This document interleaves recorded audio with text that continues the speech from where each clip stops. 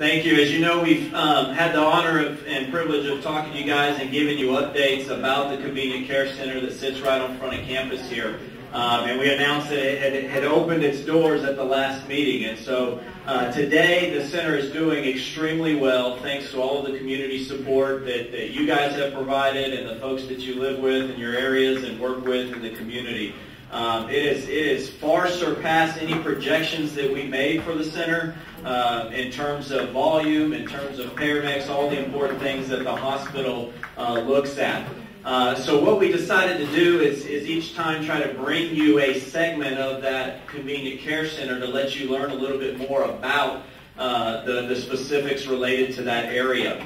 And today we have one of our clinical managers who's responsible for the sports medicine and rehabilitation aspect of the center. And that's probably the one area that gets the most questions. What does that actually mean?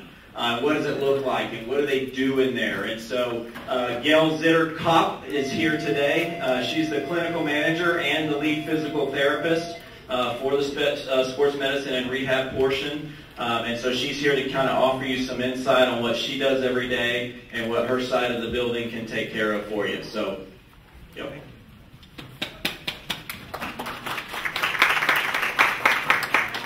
Thank you for letting me come and speak to you today. My name is Gail. I am a physical therapist. We are starting small and growing big as the community needs allow us to. We specialize in orthopedics, and we can treat back pain with the McKenzie method. We also treat vestibular disorders, pre- and postnatal care, as well as ASTEM and Graston techniques. Both these last two techniques will often be used on athletes who are preparing like for a marathon, triathlon, health and wellness. And we can take you from any pre- or post-op conditions. So maybe you've hurt your shoulder or you've injured your rotator cuff, whether you have surgery or not, we can get you back to where you were before that. If you have any questions, please feel free to ask. We've placed a flyer on your tables. Thank you. I'm looking forward to talking to them myself, so thank you. One of the things before we get started with the rest of our meeting, I wanted to just say, how many of you, this is the first time that you've been at one of our meetings? Could you raise your hand real quick? Okay, great. And then a lot of you have been here a lot of times, so I want to kind of give you an outline of what's going on. All of you should have an agenda that looks just like this. So one of the things that you're going to find with our meetings that we try very hard to stick to the noon. And so when we're talking with folks, at the end of that, everybody's going to have an opportunity to stand up and talk for 30 seconds about what they're doing too. How many of you were here that first day in March or in May of 2009 with Trey Kramer and we came in? Let me just give you a brief outline of what's happened. A lot of you know this, a lot of you are very familiar with this, but for those of you that are not, we got together here before this building was even open. Trey Kramer and also Guy Sconzo opened this up to our community. And not only just opened it up, that was an actual something that Trey and I, when we first got together, our goal was to make this a community where there was truly a sense of community. Where on Friday nights when the football game came up, everybody would go into that and shut down the community. Well, that's what's happening. It's grown. This is the 18th meeting for this. We won some statewide awards. But what's really been exciting is seeing what you all have done with this and developing this community. Now, not only is the community been developing here, they now have BizComs all over Humble ISD. And Corinne Price, if you wouldn't mind raising your hands right there. Corinne, back, about a year and a half ago, I guess it was, Charlie Dromgoole with the Chamber of Commerce asked her to see what she could do about getting this all over the community. She's done a great job. So this is going on all around the community. Now, the reason I bring all of that up, some of the things that we've really worked hard at, we wanted this to be where you got a good return on your investment of time so that you would come back again. We didn't want this to just be a networking, get-together kind of thing, but this is something for the community. And so one of the things that we're seeing is that's been happening. Also, we talked about win-win relationships, and we talked about a number of other things. But I want you to look at the top of this, right underneath where it says the welcome. And our mission for our BizCom group We seek to build community spirit by promoting involvement, safety, security, and economic development in the Summer Creek area. And that's what's been going on. And one of the things, when we got together with our advisory group, one of the things that we felt like is that we could dig deeper now. And so let me kind of explain some things that's happening. We started as a major initiative for the Summer Creek BizCom. Now, you've got to understand, we're not a fundraising organization, but we can help support things in the community. So as we talk about some things, the first thing that we're going to have today is we're going to be supporting project graduation. Milton Peterson's going to be talking about that. But then later on, for December area, through Mr. Hurst, we're going to be sponsoring also, or helping with toy drives and bicycles for the feeder pattern for Summer Creek High School. And then Kevin Kilgore and some other people are working on, for next year, a March of Dimes out in this area. That we could, not that we're going to be running, but we could throw support to. So, one of the things that we're going to do, Milton Peterson, come on up. We're very proud of you, and we appreciate you.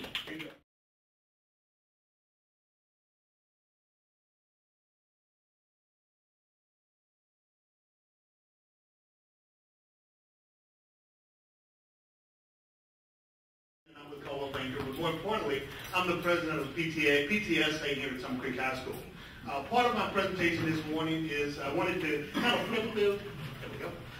We're going to talk a little bit about project graduation, and that's the event for the seniors that's coming up on May 25th.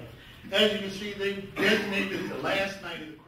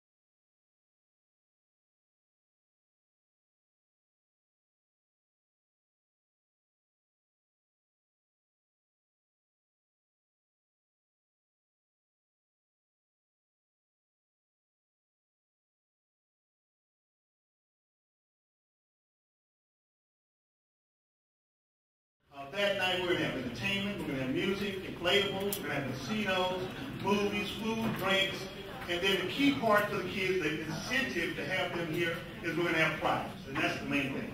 iPads, iPods, laptop computers, TVs for the dorm rooms, and many refrigerators. Now how they're going to get those is that we're going to have a process called Bulldog Bucks, which we'll talk about a little bit later. But this is just some shots from the kids, the last event, 2012. As you see, the kids are around the casino because, again, they're going to win Bulldog Bucks. And with the Bulldog Bucks, they'll be able to win prizes. Those prizes I just talked about. Thank God, that's pretty serious. That's a picture from the inflatables.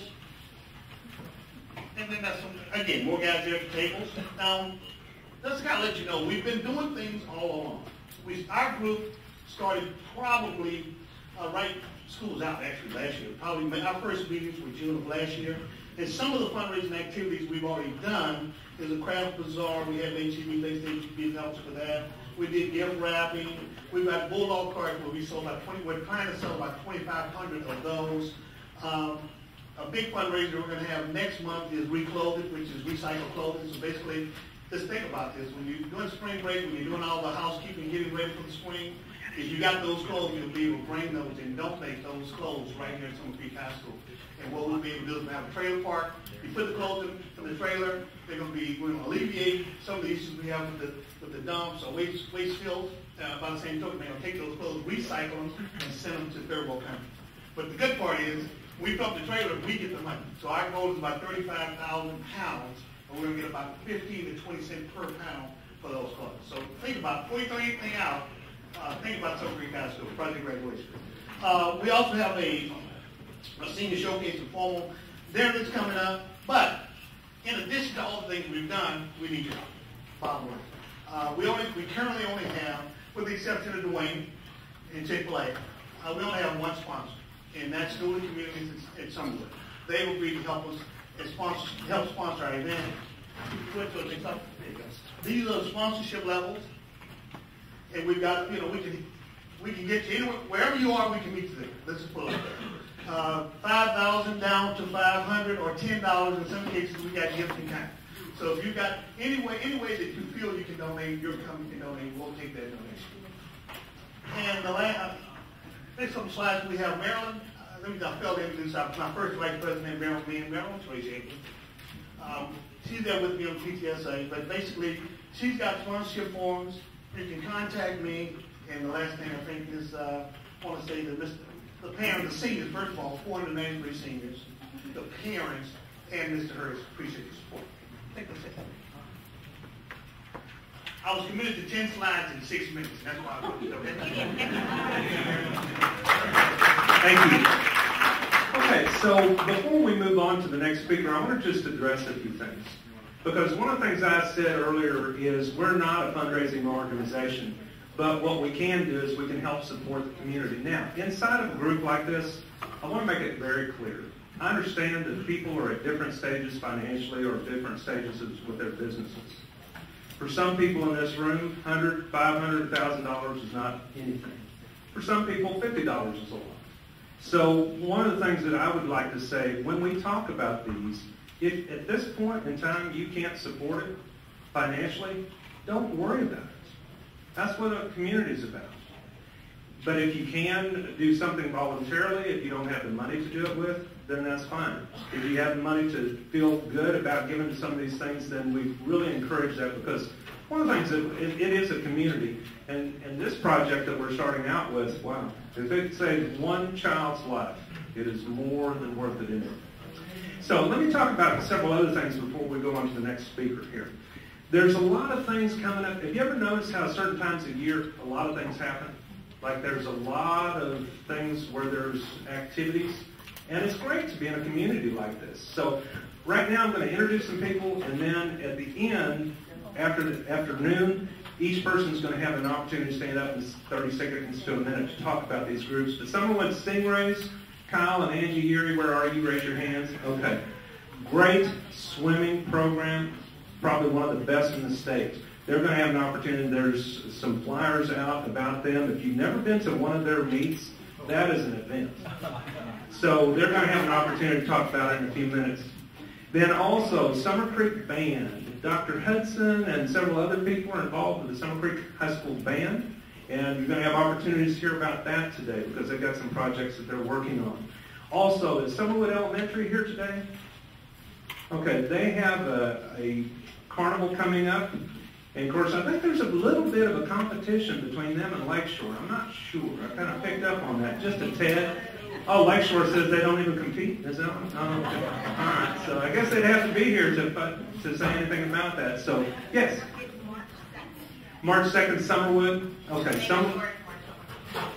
Okay, Lakeshore's March 23rd, and I know we've got people from Lakeshore, so they'll be able to talk about that.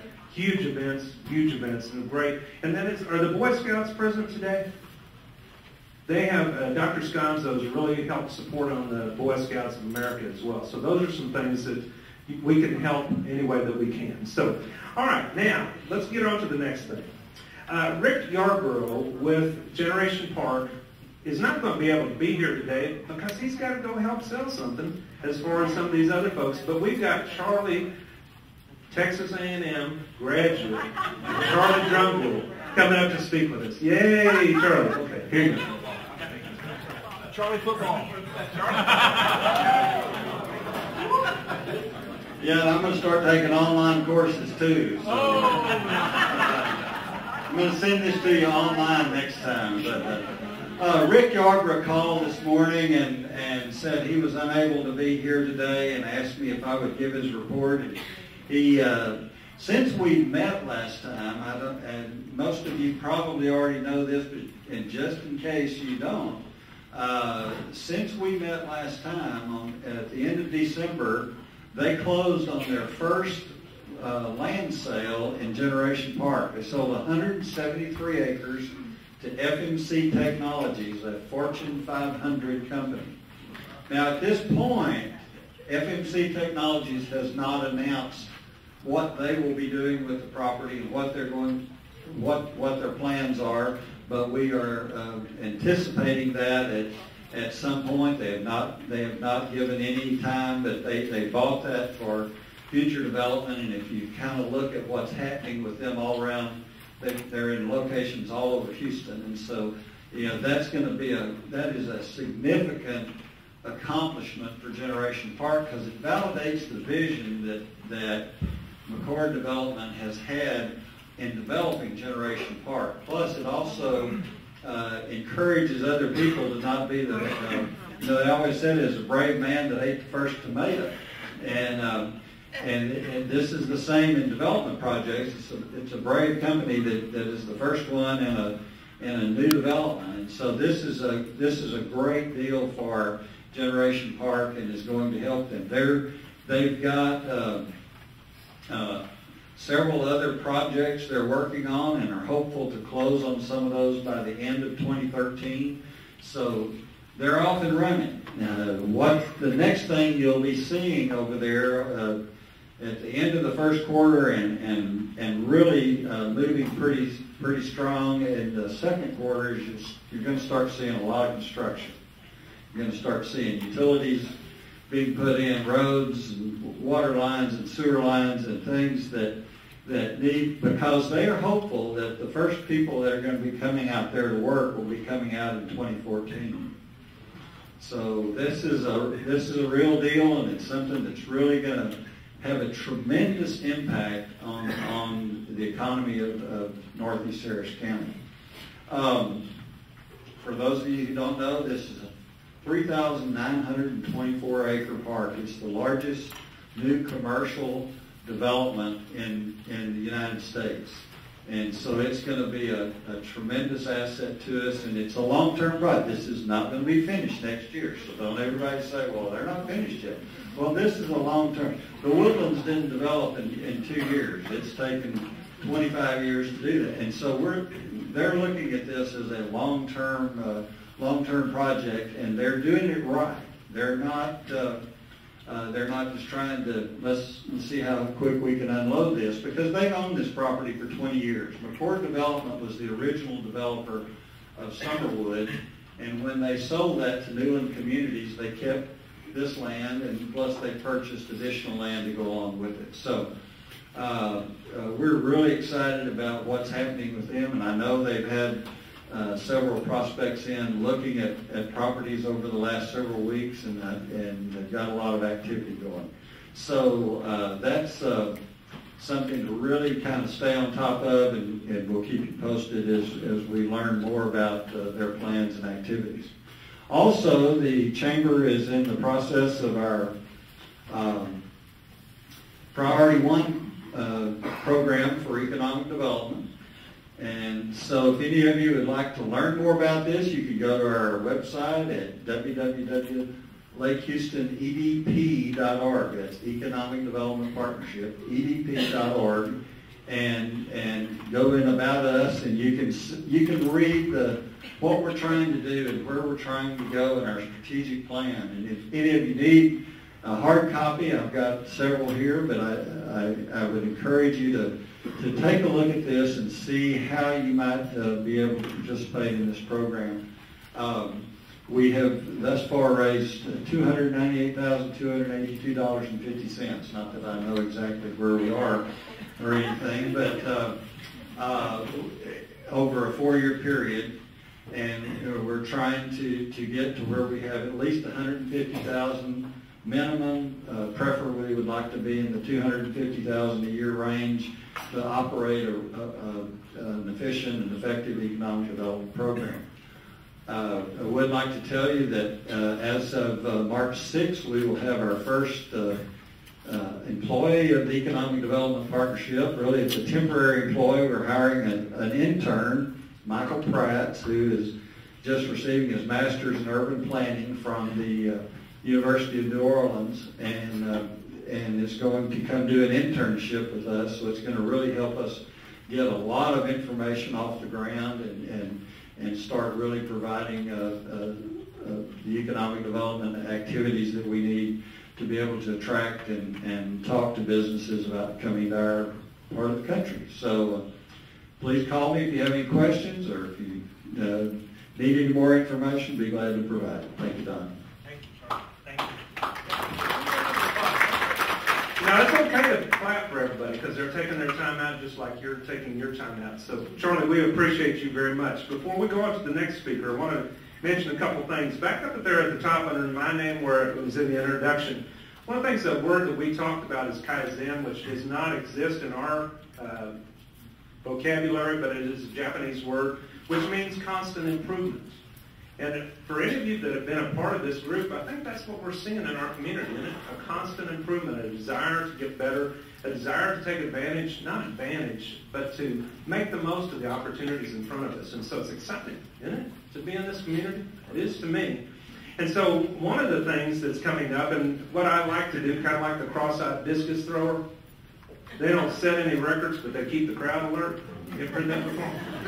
So what I'm going to do is I'm going to draw. You just got it, didn't you? Okay, so one of the things that I wanted to mention that's down below is that coming up, and I'm just going to mention these folks, and at the end they'll be able to stand up and say something about it. We have school board elections coming up. And so one of the things, I think, that we have one of the best school boards in the entire country. They are a group of people that are kind, considerate, and while they don't always agree on things, they do get along. And they get along with our superintendent, who we love dearly. And so we have David, the only way they're getting off lots of times, they're getting elected to higher positions.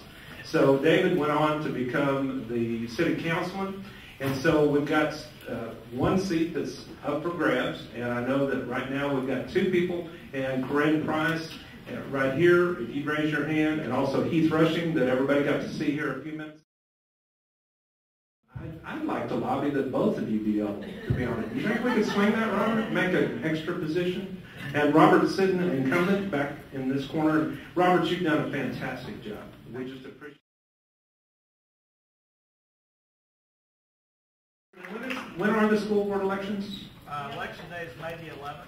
May 11th. Early voting was... He knew what it was, wasn't it? Early voting was? Somebody told me that. Okay. All right. So one of the things that we have, I think, a great school district.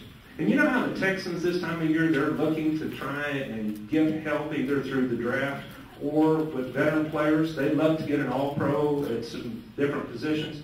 Well, you know, in the school business, it's the same way. They like to try and add people that are like all-pros in their profession.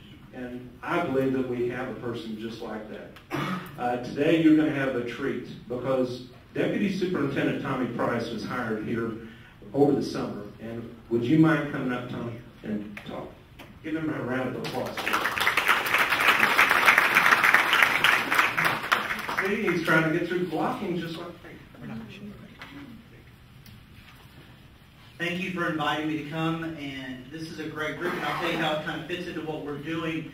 About a week ago, well, go back 2 weeks ago. 2 weeks ago, it was announced that Humble was a finalist for the HEB Excellence in Education Award. And this is pretty unique. Today we sent off a group of swimmers to state. This is like Humble going to state, because only 5 districts in the state are being judged for the final, and the final prize is $100,000. And that's significant money, but it's also significant in that it validates the things that are going on. And we need that. As you go through change and you go through trying to constantly improve, there's always going to be a group that says, why change? We're already good. We change because it's the betterment of our children. And I wanted to just kind of highlight that visit for you, because we'll find out on May the 3rd. And I think that's one of the things that we're trying to do is brand and market what we're doing, but we have to know about it. And as HEB came through, a lot of the people that have been in the district quite a long time didn't quite understand what was going on, what programs we were going to highlight. And what we did is we took some of the high academic programs that we have offered here, that even that people in our own district don't understand, don't know about. And we shared them. In fact, we ended up over here, the culinary arts group cooked for us and really showed off what the children's skills are. And if you don't know, they end up with a certificate. And one of the things we want to do is we want to make sure that as you go through the system, you walk away with a couple of things. You walk away with the ability to go on to the next level and do whatever you need to do without remediation. But we also want our students to have college hours or certificates, because we want to be able to compete and make sure that they're marketable. What the HEB award did was looked at 60 districts from across the state. And they went through a long application process. And through this application process, they went down to 40 school districts. And then from 40 school districts, they had another set of judges go in. And they looked again at those 40 school districts, and they narrowed it down to 5. And those 5 they actually visited. They sent a camera crew. They sent a public relations person from HEB. They sent 7 judges, and these judges make me look young, which is a good thing. They've been doing this for a long, long time. They know what they're doing. This is a combination of business people and educators, and they walk through. And we took them through Kingwood Park. We started off there. We went through Sterling with our IB program, and then we ended up over here. As I said, we're going to hopefully announce that we are the state champions in May, but it goes back to validating what we're doing, because we go through and we have an evaluation committee that looks at all of our programs. And our big programs right now, we have IB, we have career and technology programs, we have a Quest program that's an early college program. And if you're not familiar, go to our website. They've done a great job of starting to put things together and start sharing them. But going back to not knowing, and our staff doesn't know. And we started a process of trying to decide what we want to market, just as you do in the business world. What do you want to highlight? What do you want to sell to the community? Because we're in competition. We want people to come and live here and move and be part of what we're doing. 2 of the big programs, IB and early college, hard to find those in one district. Usually you find IB by itself in a district, or you find early college. And if you're not familiar with those programs allow our students, the early college, they can go through and they can end up with 61 hours or 2 years of college. No cost to the student, no cost to the family. But they have to work hard. IB program, on the other hand, it offers anywhere from 24 to about 48 hours. Once again, a great benefit. They're prepared for college, and these children are being accepted at anywhere from UT to some of the Ivy League schools. Great marketing for our district, but if no one knows that's going on, it doesn't matter. So our job is to get out there and market. We're starting with our administrators. We're going through and we are doing customer training with an idea of this is what branding is, and having a common vision, because what's happened is we have 41 campuses, and many times we have 41 different visions. All of them great, but not aimed towards what we need to do as a district, with the idea that our students are going to walk away with these certificates and college hours. So we're educating our staff. Then we're making sure, as we go through the process, to come up with this common vision, to start sharing that with you in the community so you know what's going on also. Because I think hand in hand, what benefits us is going to benefit you and vice versa. This goes right into the legislative session also, because what they've done, at least right now, the bill that's out there is they are going to cut back on some of the state testing. And if you have a child in school, and I have 2 still in school, you know that's something that we've got to do. We're spending too much time. And there's got to be accountability. I'm not saying get away. I'm one of the biggest persons. You have to have accountability. You have to know what we're doing and make adjustments as we go. But if we're spending all of our time testing, there's a fine line. And somewhere along the line, we've crossed it. Students in high school, if you have high school students, you have to take 15 end-of-course tests at this point. And if you go to any other state, the most they have to take is 5. The bill introduced right now is 5 state end-of-course tests, and then do some tinkering with lower grades, but it's going away from where we've been, and that goes back. Let me say this again. It's not that we don't want the accountability. Give me the accountability. I will show you what we can do, but I can't spend the whole time showing you what I'm going to do and teach the children moving forward. And it's not fair to our kids. There's a lot of, in my opinion, political games there. We got to make sure that they have what they need. In this also, they're going to change the graduation plan, at least the plan, the bill introduced. Right now, if you're a high school student, you have 4 years of every course of the year. 4 years of English, 4 years of science, 4 years of math, 4 years of, what did I leave out? Social studies. Most of us in this room graduated from high school, and I can tell you most of us in this room did not have 4, 4, and 4. And we were pretty successful. And in fact, I can tell you right now, coming from the background I've come from, if I had to have 4 years of math and 4 years of science, I would have never made it out of high school.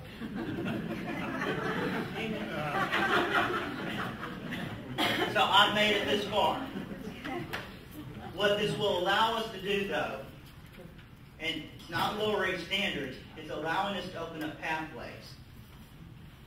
Because children do not come, and I'm an English major, so I can say this, they do not come to school to learn about Shakespeare. They come to school to learn their interest level, their sport, their art, whatever it may be. And these are the things we hope they will cultivate and go into the real world with. And what this will allow us to do is set up pathways where we can, if you're going to college, we're going to give you everything you can. But if you decide you want to be an electrician, if you decide you want to be a plumber, we come up with career pathways that are going to support that. And God knows we all need those. My brother-in-law is a plumber in Beaumont, and most of the time he's happier and wealthier. And that's okay. I don't want to do his job, and he doesn't want to do my job. But we need that, and that's okay. And for a while there in Texas, we were saying everyone's going to go to college, and that's all we're training for, and that's not the real world. We know that. They need the ability to go, and that's what we're going to give them through these pathways. Last thing I wanted to talk about was safety. We all know what happened in Connecticut, and if it, frightens you have children, that's a thing that we hold top priority is the safety of our children above all else. Whenever we understand that whenever you send your children to us, you expect them to come home safe and sound, and we take that as seriously as possible. The board, in response, stepped up some measures at the elementary school. We freed up some money in designated fund balance to spend $1 million putting in safety zones at the entryway of 15 schools, elementary schools that didn't have them. And if you want to see what I'm talking about, go to the front of Summer Creek, and it's that vestibule area that gives you some safety. And we know these are things that if someone's determined, we're trying to put up roadblocks. We did safety training with our officers. We did safety training with our staff. We are continuing to review those things. We have committees that are looking at the buildings themselves again and reviewing what do we need to do, evaluating the number of officers, doing all we can economically, but also making sure that safety comes first. So there are things that we are stressing, and we understand your concern, but know this, that is our concern also. So, thank you very much for letting me give you this quick update. Hopefully I'll be able to come back in May and tell you we are the state champions, and if not, we'll work for it next year. So thank you. Real quick, I think we've got just a couple minutes. Do you have any questions for Mr. Fronstein? did awesome. Oh, go ahead. How much did you say the prize was if we win? $100,000. $100,000. We already had 5,000. They walked through, and I was very blessed. 2 years ago, I was the superintendent of Yarborough, and we went through a lot of changes there. We received this award for the small school district, and it was $50,000. And I know the validity issues because as you make changes and you say you have to have high standards and high expectations, we went through the whole thing. But holding that big old check in that wonderful cup that I swore I would steal when I left, it gave it some validity about what we did, and we did some real neat things by sending that out and showing the children what they did and the staff what they did, because we took pictures with everybody in the district for that check and got as much public relations out of this as we possibly could. And I think that's some of the things we've got to do and show. If our football team was in a state championship, we would be going crazy. We've got to do the same thing for the academic side. And this is an academic. Where would that $100,000 go? Right now, what we're going to use the $5,000 to do is we have there's a transition camp from 5th grade to junior high school, and we're going to aim it at at-risk students, and we're going to look at those students and see how we can make a better transition, better 6th grade for them. $100,000, we really haven't discussed it, but I would assume it would go something towards preparing our students for the next level, whatever that may be. A couple of ideas we've talked about is more iPads for our students, doing some more one-on-one. We're going in the direction of bring your own technology to school, so that's one of the things we're looking at and looking to use. And also, we want to make the certificates and the college hours as free as possible. And taking some of that money and using that towards dual credit, or using it towards the AP program, or using it even towards the IB program, because the students have to take tests, and we don't want finance to be an obstacle or a barrier for any of our students. So great. Thank you very much. Appreciate it. Okay, before we bring our next speaker up, I want to bring up several things about that he mentioned. First of all, HEB. Well, they're a great partner for us here. They've been wonderful all the way through, and so yeah, that's right. So Tommy and the staff over at HEB and Summerwood are wonderful partners. They've supplied meals for us and been there for us in so many ways. I don't know if you picked up on this. They've got programs here that students can actually get 61 hours. That's 2 years of school plus. And, you know, one of the things as a financial advisor, when we help people with college planning, ooh, man, that can help a lot. And this other program, they supplied 24 to 48 hours. I need to talk to you in more in depth. I've got a sophomore at Episcopal High School, so we need to discuss this. Now, the other thing that I wanted to mention, if you remember when Charlie was talking, when Rick Yarborough sent us that information today, one of the things that he said in there that really got my attention that I didn't realize, they're expecting Generation Park to add another 100,000 jobs. Okay, I want you to think about that for just a minute. What that's going to be like. That's where groups like this are going to be very, very helpful, because we don't want this to be known as a place that's just a big traffic jam. And so there's a lot of work that's going to be needing to be done as we grow. But this is the kind of thing that's going to attract, you know, with our school district being in the state championship or things like this, that's going to attract these businesses. And so we can help to make this the kind of community we want it to be. Next person up, a very dear friend of ours is Peterson, who's the president of Lone Star College. And Henry Garcia also is just a terrific friend for our community out here in the Atascocita branch.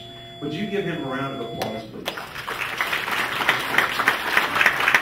Thank you, Don, very much. First of all, thank you so much for inviting Lone Star College to be here with you today. I have 3 basic points that I'd like to discuss with you today. The first one has to do with a bond initiative, the second with our crisis management safety initiatives, and what's going on at our Atascocita Center. I just learned last night that our Lone Star College board has decided to call for a bond election, which is going to entail a $497 million bond package for all of the colleges within the system. The good news is it's not going to mean any new taxes. $39 million of those will be earmarked for Lone Star College Kingwood. As you know, we're experiencing tremendous growth among all of the colleges, and Lone Star College is certainly up there. This year alone, we have more than 12,000 students, about 85,000, system-wide. So this is a tremendous opportunity to support the college system. We came to this with the help of a citizens advisory group made up of Charlie Dromgoole and Don and Andy Dill from the East Montgomery Chamber, and many others, superintendents, that helped the Lone Star College system come together with this figure. And as far as Lone Star College King was concerned, part of those funds will go toward 50,000 square feet to add to our health science building, another 5,000 to increase the student conference center, 25,000 square feet to add for a new instructional building, and of course new parking spaces. So this is an exciting time to be in the system. We're in the process of putting together community groups where we would go to different organizations to provide additional information about the bond initiative that's coming up in May. So if you're interested in having someone from the system office or Lone Star College King come before your group, give me your business card or Royce Sebastian Spencer, who is my colleague, and we'll be happy to schedule something so that we can talk to you more about this in detail. The second point is, as Dr. Price had mentioned, we're also very concerned about safety issues in our college. Of course, everybody knows what happened at Lone Star College North Harris, and we know that no one is immune to crisis situations. And at Lone Star College Kingwood, we're moving forward to implement a lot of safety measures. We're also in the process of scheduling crisis scenarios for our faculty and students so that they can feel safe knowing that we have these measures in place. Third, we, as I mentioned, are experiencing growth at our Atascocita Center, and that's great. This semester we have more than 600 students enrolled at our new Atascocita Center. We're also implemented adult lifelong learning classes at the Atascocita Center. And we're also looking for adjunct professors. So for many of you who might have graduate degrees in business or the social sciences, give us a call because we're looking for adjunct professors to help teach some of the courses that are going to be coming up in the summer and next fall. I'll be happy to answer any questions either now or afterwards. Thank you so much for having us here. Anybody have a quick question for Mr. Garcia? Any questions? Wow, this group is speechless. Thank you. That's amazing. Okay. All right. Thank you very much for having that. So, I don't know if you caught this, and Charlie and I were blessed to be on that committee, and it was kind of extensive because what they did is, I think you've got 10 campuses throughout the Lone Star. And so what each campus did, we got together several times up in the Woodlands and another time somewhere else that I can't remember. But one of the things that each campus looked at and really looked closely at what they needed. Did you catch how many students they have? 85,000. It's amazing. They're the second largest in the state, isn't that right? So it's growing. So one of the things as we talked about for a lot of people, when you think about having kids go to college and then thinking about retirement and those kind of things, that's a lot. And so for a lot of families, this is great. And if you think about our community, one of the things that we've talked about not so long ago, the only school we had in this community, in the Summerwood community, was Summerwood Elementary. Now you look at it, we've got Kids for Kids, and we've got Primrose, and Larry, I'm sorry if I put them first, it means I hurt you. But anyway, then we've got Lakeshore Elementary as well as Summerwood, Wood Creek Middle School, now Summer Creek High School. Now we've got Lone Star that has a 2-year program, and U of H there. And then on top of that, Barbara, we've got the Academy of Lifelong Learning. You can learn a lot in this community and never leave. So it's really cool. So that's great. Okay, so one of the things, before I get on past this, Dave Kilby and Jim Lindenow, y'all raise your hands right there, please. They served on the Chamber of Commerce board for a number of years, and then after a period of time, they get to take a rest for a little bit. But thank you for your service. We appreciate you guys very, very much. Please stand. Okay, so the next thing that we got is Dr. Shirley Ellisor. Does anybody know Shirley? I know you do. Y'all are from there. She is a great community partner at Holy Trinity. And she didn't get to be here today, but she's got great representation with Christy Tarkington in just a moment. And then also Chick-fil-A. Without you guys, we wouldn't be here, I'm sure, because you know in Texas we have to be able to eat to get together, right? They have supplied meals for us. And the better half is here with us with Erica today. Come on up, you two, and tell us what you got in store. We're excited about it. Please give them a round of applause.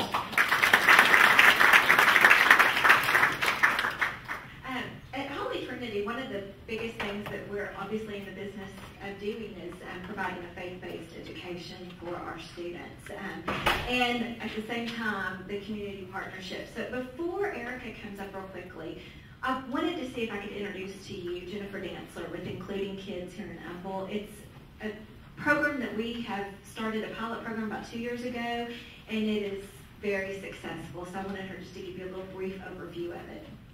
Thank you. So Including Kids is an umbrella, and we're a program for children with autism and related disorders.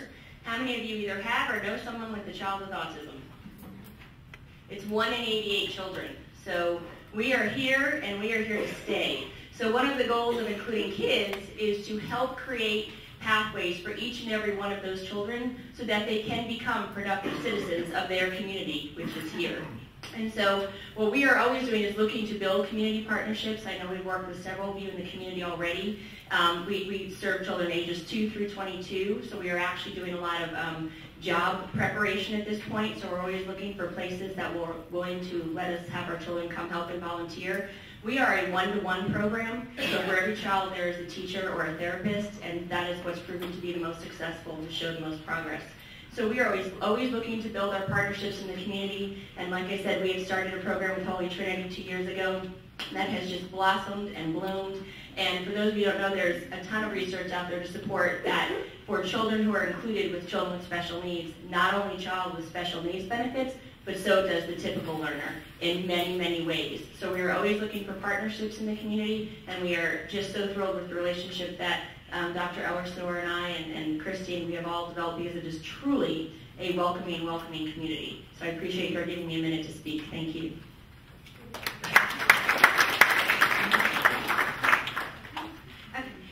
And Erica is here to talk about the Chick-fil-A Leadercast, which will be at Holy Trinity in a few weeks. So. Okay. Can you go ahead? Oh, you need the microphone? Okay, good, because I definitely want it. Video. Yes, just a quick.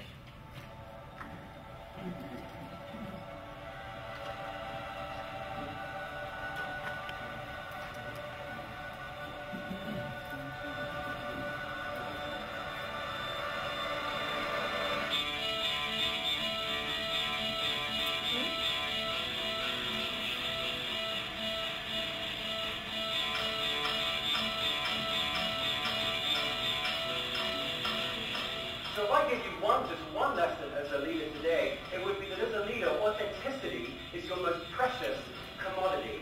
You lose your authenticity in your striving for perfection, you lose your authenticity, you lose everything.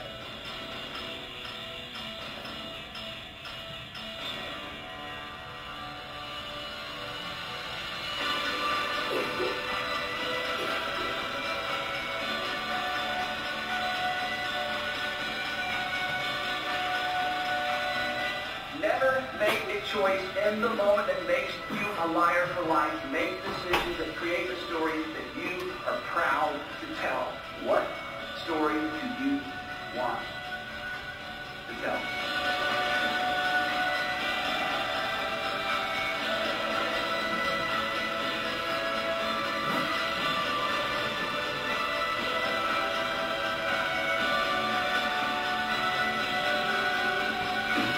As a leader, I always say that it begins with people. I always say that we're in the human business, and it's our job as leaders to put the right people in the right place at the right time.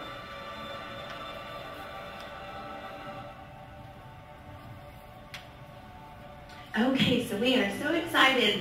About this time last year, I had the opportunity to address this same group about Chick-fil-A Leadercast. Last year was the first year that it was broadcast in this community. It's a very unique conference. It's held live in Atlanta, Georgia, but what they do is through satellite broadcast it to hundreds of locations around the world.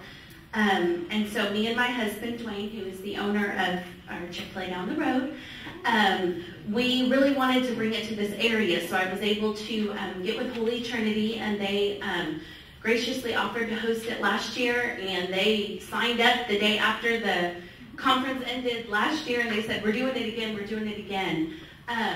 It's fantastic, and it's so fantastic to everything that this group stands for, because whether you're a PTO mom, PTA mom, whether you are a small business person, whether you're part of a gigantic company, this conference speaks to every single leadership level. And you know, there are so many opportunities within this community to lead. I mean, you know, obviously we've got school people running for school board in here, but, you know, just at the very basic level, volunteering at your child's school. You know, we really just want to cultivate that culture of becoming a leader, finding whatever it is inside of you that you're passionate about, and then going out and helping on these nonprofit organizations. Goodness knows we have so many of them, and we'll just do a Google search. And so we really feel like, you know, bringing events like this to our community and being able to offer this, that we're just helping those organizations at their very core build up leaders, build up our next generation leaders, and just spread all that around. So my husband passed out 2 flyers. One's about the event. It gives you a rundown of who is speaking this year. I encourage you to go to Chick-fil-A Leadercast.com, which the website's on there, and you can read more about the bios of everyone who will be speaking at the event. There's also ticket information on there. We had some inquiries last year. Being our first year, we didn't really know what to expect, and people, you know, when they're interested in events like this, they're like, hey, you know, can we sponsor? Can we advertise? Can we get involved somehow at a deeper level? And so we've made those opportunities available this year.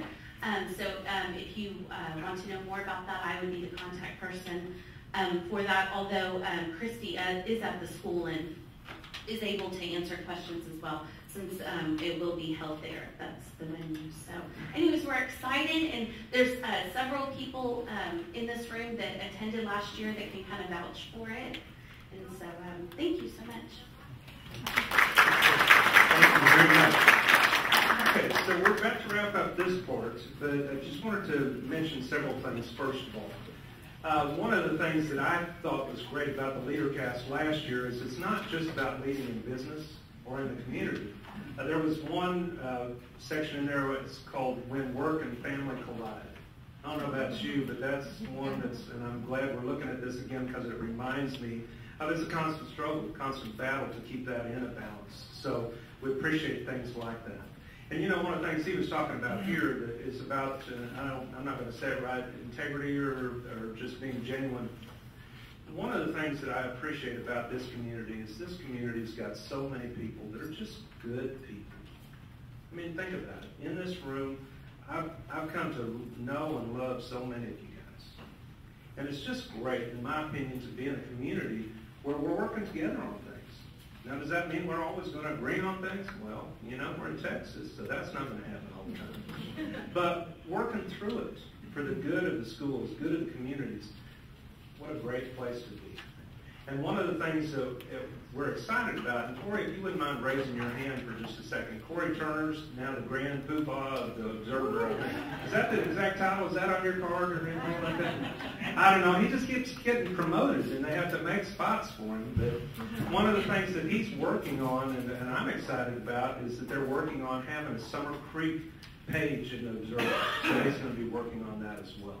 And so in just a moment, what we're going to do is we're going to have a prayer, and Paul Weil, if you wouldn't mind coming up for just a second. And then what we're going to do is we're going to have an opportunity, if you need to leave at noon, we understand that. But after that, each person is going to have an opportunity to talk for about 30 seconds about what they're excited about. So Paul, if you wouldn't mind coming up. And Paul is with Summer Creek Baptist, And they have the trailer right down here that they're actually a triple wide now. You got it. But they're going to be building before long, so if you wouldn't mind. Thank you. Would you please bow your head? Dear Heavenly Father, Lord, we just want to say you are so good to us. Lord, you bless us beyond what we can imagine. And Lord, just being here among friends, being here among other people right here in this community that want to be a part, Lord, of leading, of serving. And so, Lord, I pray that as we finish up here, that you will bless this food to the nourishment of our body, and that we will go forward, Lord, looking for the opportunities that you put in front of us. Lord, I love you, and it's in Jesus' name that I ask these things. Amen. Okay, everybody sit tight. And I'm going to put 3 people on the spot real quick because I'm not sure if they got to leave. But Heath, can you come up for a minute? Corinne and Robert, can y'all come up for a minute before we do the rest of it? Now, you guys, you got 30 seconds apiece. Okay, you guys time now, okay? And this is going to be one of the litmus tests for the school board elections. Okay, we might go ahead. All right, well, I appreciate the opportunity to talk to you a little bit about my candidacy for school board, position 6. Most of you know I announced that back in January. The support's been tremendous, so thank you for everyone who has expressed that support. Why I'm doing this, really several reasons. First and foremost, as a father of 3 children, that sort of drives the passion for me. They are going to be entering the schools starting next fall, so my oldest will enter kindergarten, and so that certainly is an important part of why I'm doing this. Secondly, education has been a part of my entire life. My mom's a retired teacher after 30 years of public school, teaching Texas history in 7th grade for 30 years of her life, and so my wife is also a trained educator. She taught public schools for 8 years, and I can promise you that between the 2 of them, they have made absolutely clear to me that what's important in terms of teachers and what they need and resources. And we personally spent hundreds of thousands of dollars of our own money in my wife's classroom, so I understand the challenges that comes with. So, but I also know that decisions really can't be driven on passion alone. So I think where I can bring value to the school board is certainly more from the standpoint of experience and track record in the business community as the chief operating officer for a large hospital in the area. When you look at healthcare and education today, they're on very similar paths, and they have very similar challenges in terms of whether you call it state funding in education or reimbursement from the government in healthcare. But every year we're asked to do more with less. And those are tough decisions when expectations rise year after year and you have less resources to meet and achieve those expectations every year. So I live that environment every day in my work and believe that I can bring value to Humble ISD School Board with that experience. So I will stop there and turn it over to my colleagues. Thank you. Let me just say that Heath and I are buddies. And we've been friends for a while, and this is tremendously hard to run for the same seat against your friends. So I want everybody to know that we really respect each other and appreciate each other and congratulate each other all the time. Although we secretly hope that the other will not. Besides that, let me tell you that my press release should be in front of you. This is hot off the press, literally sent out today. And I also gave you a little package of Smarties because you guys are all really smart by being here today. First of all, at the Summer Creek BizCom. And secondly, I hope you'll be super smarty and vote for me. So let me follow up with that on why am I running? I've been in this community for many years, and you can read all about me in the press release. And I know so many of you here. I have been involved in the school district. I've been involved with the Humble ISD Education Foundation for a number of years, served as an unprecedented chairman 3 years on that board, and took it to its first year in 1 year of raising $1 million for the school district. So very proud of that. Besides that, what differentiates me from my opponents are that, first of all, I'm a woman. I think you guys probably figured that out.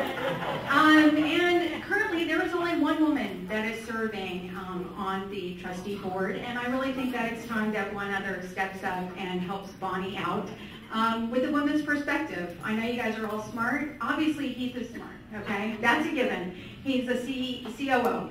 But I think you can only see one thing. If you're a man, you're going to see things from a man's perspective. You just can't see it from a woman's perspective.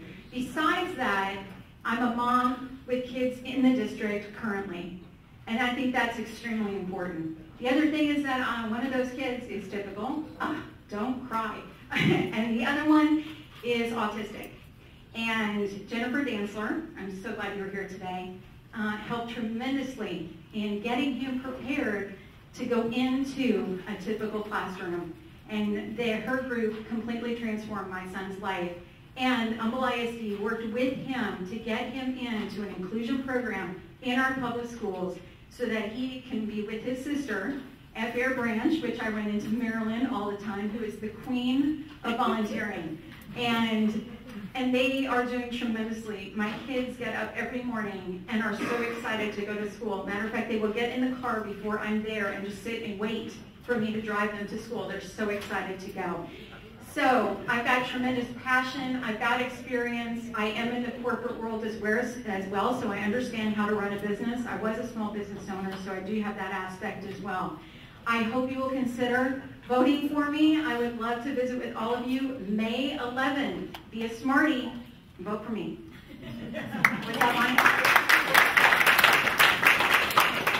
I can honestly say that both of them are going to be great politicians because their 30 seconds went to like 2.5 minutes. So, as most of you know, I stick to my time frame. You know, both of these folks, I've got to say, are dear friends of mine. They both will make great trustees. And my advice to both of them has been run a good race, get your story out there, and let the voters decide, because both of them will be fantastic addition to what we have. So I commend both of you for stepping in and stepping up, and good luck to both of you. And fortunately, I'm not running against either one of them. But I'm the incumbent in position 1. I have drawn an opponent. So far, the only incumbent to draw an opponent, and that's okay. Made somebody mad some wrong way, I guess. You know, a couple of things that if you're not familiar with me, I am passionate about serving the community. Grew up here, went to school here, raised kids here, had so much fun, I remarried and started over again. I have 2 elementary schools. So, I also have an wow, they go from 25 to 5, so, with a 4-year-old grandson on top of that. But, like Don, I have an Edward Jones investment office in Atascocita. I have a vested interest in this community, a vested interest in our school district. I'm having an absolute ball. I'm just finishing up my first term. You know, 3 bullets that we're really focused on. First and foremost is safety, child safety, and doing the things that we've put in place years before. As Dr. Price said, we have escalated some 3-year money up to current money to get all of our older elementary schools up to speed with the secure vestibules and some things like that. So being diligent with child safety. In October, we gave the teachers a raise. 3.5% raise, which brought our incoming teachers up to the middle of their peer group. So retaining teachers and attracting new teachers is another big push for us. And the last thing is increased transparency and communication. I think we've made good strides. If you've been to our website lately, we have a dashboard you can click on and get facts and figures about the district. Those are things that weren't there before. My committee with Dr. Longian and Dr. Price and Carol Atwood, we put that together, and we're looking at other data points to add more fingers to the dashboard to increase that. And most of you know my cell phone is everywhere, so my wife doesn't like that, but I'm in the community. I'm out there. You've got my cell phone number. If you have a complaint, or if you actually have something positive to say, you can call me for that too. So, but I am running for position 1 for re-election, and Don, thank you for the platform. Appreciate you. Thank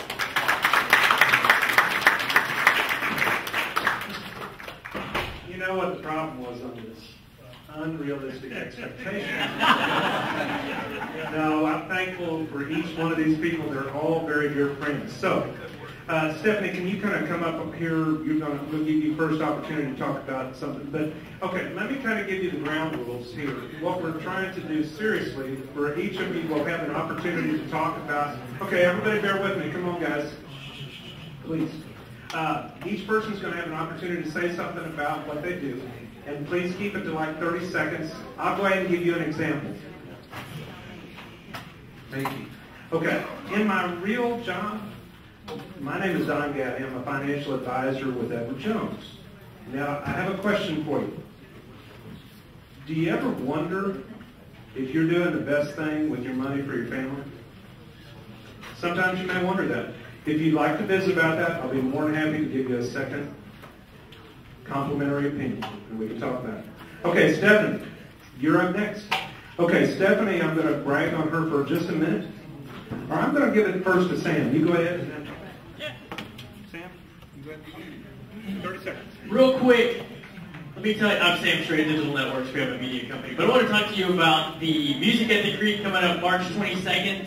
This is going to be fun. Both bands, the high school band and the middle school band, are going to be providing a night of fun for the community. Come on out. All the money goes back into the band program. Huge band program going on here. I have tickets, $10. They're also looking for some corporate sponsors.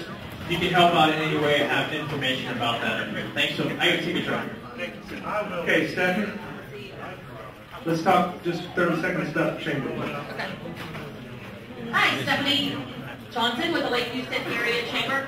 And I would just like to let you know that we love our chamber. We would love for you to be a part of our chamber. For those of you that are a part of our chamber, thank you very much. We can help your business grow. Please give us the opportunity to do that. We've got some fantastic programs, events. If you're joining for advocacy, connections being made, we can help you bridge those together. So I welcome the opportunity to sit down and personally do a one-on-one with you to let you know how we can help your business grow. Stephanie with the Chamber. Thank you. Okay, appreciate it. Sorry. All right, you're first. Well, how about that? Hi, I'm Steve Brack. I'm a photographer and a videographer from Kingwood, going